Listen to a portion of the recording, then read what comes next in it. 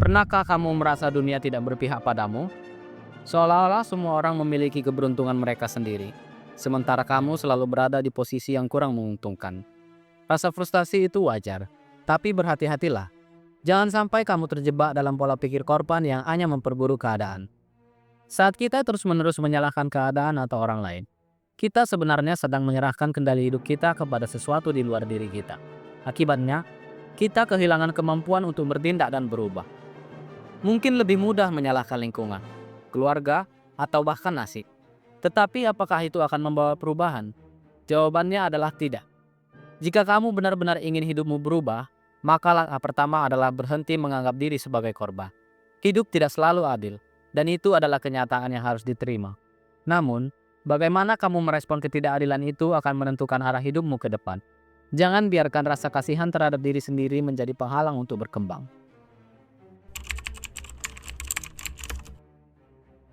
Dalam konteks psikologi, perasaan menjadi korban seringkali muncul dari pola pikir yang disebut victim mentality atau mentalitas korban.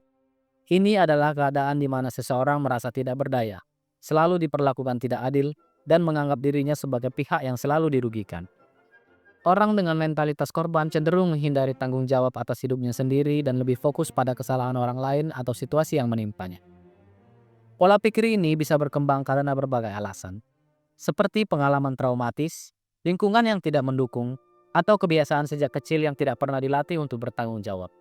Jika dibiarkan, mentalitas ini dapat menjadi penghalang utama bagi pertumbuhan pribadi dan kesuksesan seseorang.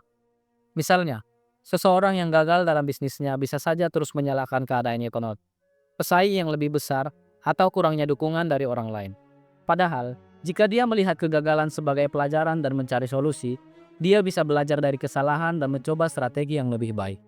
Alih-alih menyalahkan pasar, dia bisa menganalisis kesalahan dalam strategi pemasaran atau manajemen keuangan, lalu memperbaikinya untuk bisnis berikutnya.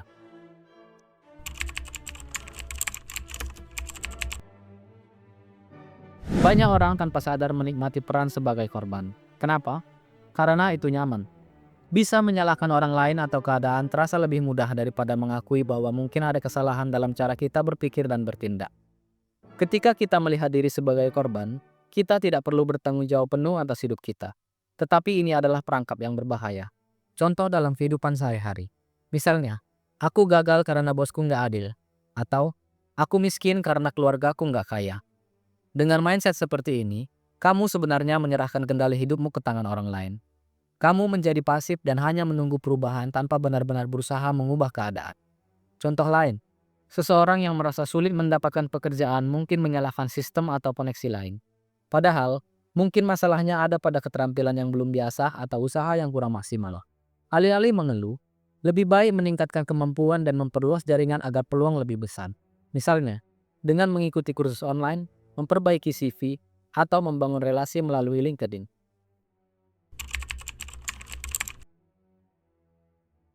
Dunia ini tidak akan menyesuaikan diri dengan keluhan kita.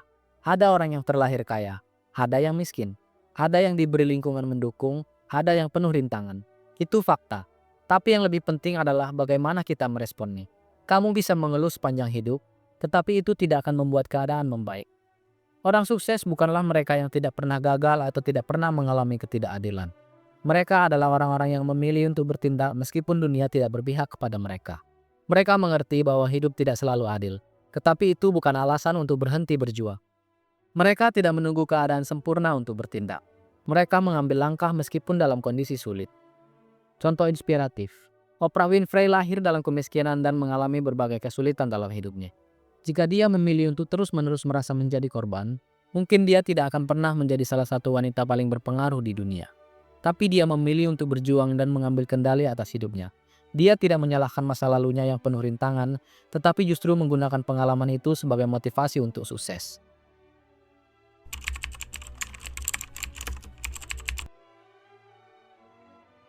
Daripada menyalahkan keadaan, coba tanyakan pada diri sendiri, apa yang bisa aku lakukan untuk memperbaiki situasi ini? Apa kebiasaan buruk yang harus aku tinggalkan?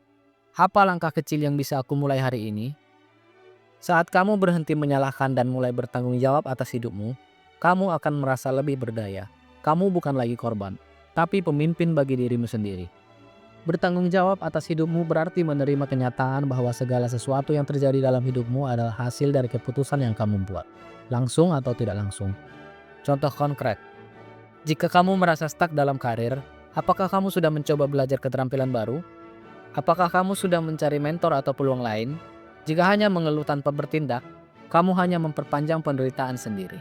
Misalnya, jika kamu merasa gaji kamu tidak cukup, cobalah mencari side hustle atau belajar investasi untuk menambah penghasilan. Berhenti mencari kambing hitam dan mulai melihat diri sendiri sebagai penyebab perubahan. Jika ada sesuatu yang tidak kamu sukai dalam hidupmu, ubahlah. Tidak akan ada yang datang menyelamatkanmu kecuali dirimu sendiri.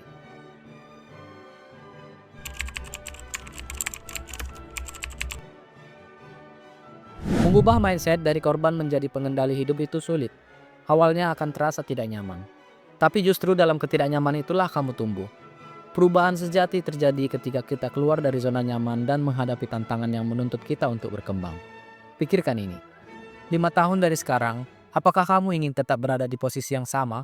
Atau kamu ingin melihat dirimu berkembang, menjadi lebih tangguh, lebih mandiri, dan lebih sukses? Jawabannya ada di tanganmu. Semua itu bergantung pada keputusan yang kamu buat hari ini. Jika ingin hidup lebih baik, maka berhenti mencari alasan dan mulai mencari solusi. Tidak ada cara instan untuk sukses, tetapi ada cara pasti untuk gagal, yaitu terus-menerus menyalahkan keadaan tanpa bertindak. Contoh nyata, seorang atlet yang ingin menjadi juara tidak bisa hanya berharap tanpa latihan keras. Jika dia gagal dan menyalahkan pelatih atau cuaca, dia tidak akan pernah mencapai potensinya. Tetapi jika dia mengakui kesalahan, belajar dari kegagalan, dan terus berlatih, peluang suksesnya akan jauh lebih besar.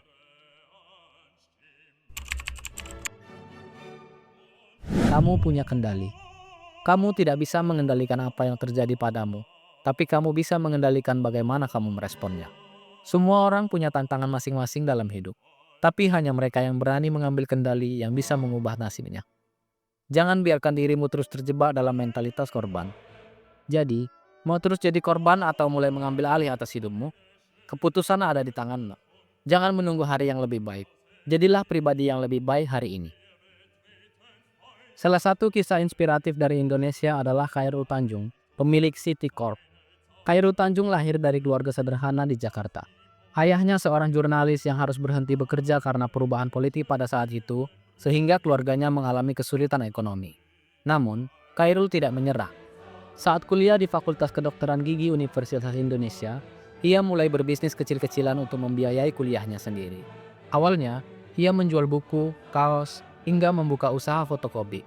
Bisnisnya terus berkembang, dan ia mulai beralih ke sektor industri dengan mendirikan perusahaan di bidang alat kesehatan dan farmasi. Meski sempat mengalami kegagalan, Khairul tidak menyerah. Ia terus mencoba berbagai bisnis hingga akhirnya mendirikan City Corp, yang hingga kini menaungi Trans TV, Transmart, Bank Mega, dan berbagai perusahaan besar lainnya. Kini, ia adalah salah satu orang terkaya di Indonesia dengan aset triliunan rupiah. Kisah Khairul Tanjung menunjukkan bahwa kerja keras, ketekunan, dan keberanian mengambil resiko bisa mengubah nasib seseorang. Hidup ini penuh dengan tantangan, tapi bagaimana kamu merespon tantangan itu akan menentukan masa depanmu. Berhenti jadi korban dan mulailah mengambil kendali atas hidup. Ingat, kamu adalah penentu nasibmu sendiri. Jadi, apa langkah pertama yang akan kamu ambil hari ini?